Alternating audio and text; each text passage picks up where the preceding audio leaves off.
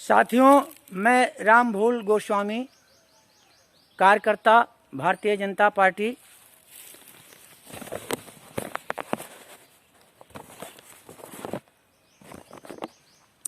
सामान्य नागरिक संहिता का सपना अब तक अधूरा है, तो इसके लिए वोट बैंक की सस्ती राजनीति भी जिम्मेदार है।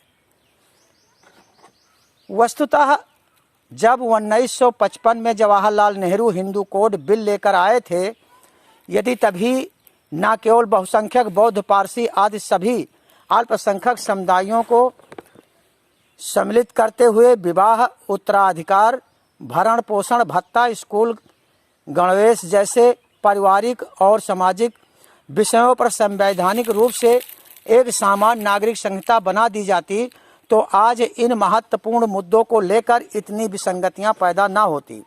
लेकिन अल्पसंख्यक तुष्टीकरण की कांग्रेसी अनीति के चलते यह संभव नहीं हो सका। 1985 में राजीव गांधी ने शाहबानो प्रकरण पर जिस तरह से अदालती निर्णय के विरुद्ध संसद में अध्यादेश पारित किया था, वह कांग्रेसी अल्पसंख्यक तुष्टीकरण अनीति की प्रकाष्ठा थी।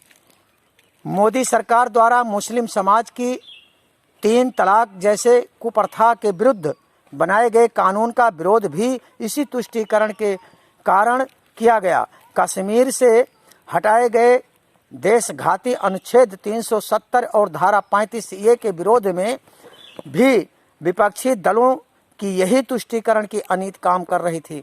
देश के संविधान के अनुरूप सामान्य नागरिक संहिता को लागू करने में अब देश के शासन तंत्र को विलंब नहीं करना चाहिए। देश में सामान्य नागरिक संहिता से राष्ट्रीय एकता को संबल मिलेगा।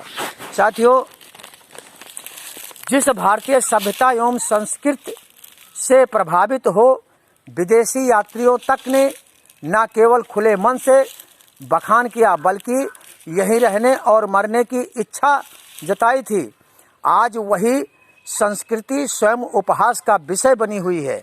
इसका कारण समाज का अपने दायित्व से विमुख होना है। एक लोकतांत्रिक व्यवस्था में प्रत्येक नागरिक का कर्तव्य होता है कि वह अपनी जिम्मेदारी समझे। देश में शर्मसार करने वाली को निरप हुए हमें का हानि की संस्कृति विकसित हो रही है। क्या गांधी जी कर्तव्यों को समझे? शर्मसार करने वाली को निरप हुए हमें का हानि के संस्कृति विकसित हो रही है। क्या गांधी जी नेताजी एवं अन्य स्वतंत्रता सेनानी ऐसी मानसिकता पाले रखते तो देश आज़ाद हो सकता था? उदाहरण के लिए कोई भी क्षेत्र देखें, वो चाहे शैक्षिक हो, प्रशासनिक अधिकारी हो, समुदाय वर्ग का नेतृत्व करता हो, समाज के गणमान्य हो या फिर परिवार का मुखिया, सभी में सामाजिक सौहार्द एवं समरसता तथा दायित्व का अभाव दिखाई देता है। आज संस्कृत समाज दो राहे पर खड़ा प्रतीत होता है। वह समझ ही नहीं पा रहा है कि उसे क्या करना चाहिए। आखिर समाज एवं समुदाय के चौधरी कहलाने वाले तथा कथित लोग कैसी संस्कृति विकसित करना चाहते हैं, यह एक विचारणीय विषय है। ऐसे मुद्दों पर कोई बुद्धिजीवी चर्चा क्यों नहीं करना चाहता? सभी प्रकार की बीमारी की जड़ स्वार्थ के चश्मे से देखने वाला हमारा समाज है। ऐसे ही चलता रहा तो वह दिन दूर नहीं जब मैकाले के मानस पुत्रों से हमारी संस्कृति कराह उठेगी और विश्व को ज्ञान देने वाला भारत एक कहानी बनकर रह जाएगा। साथियों, इन्हीं सारे शब्दों के साथ आप सभी लोगों को बहुत सारी शुभकामनाएं।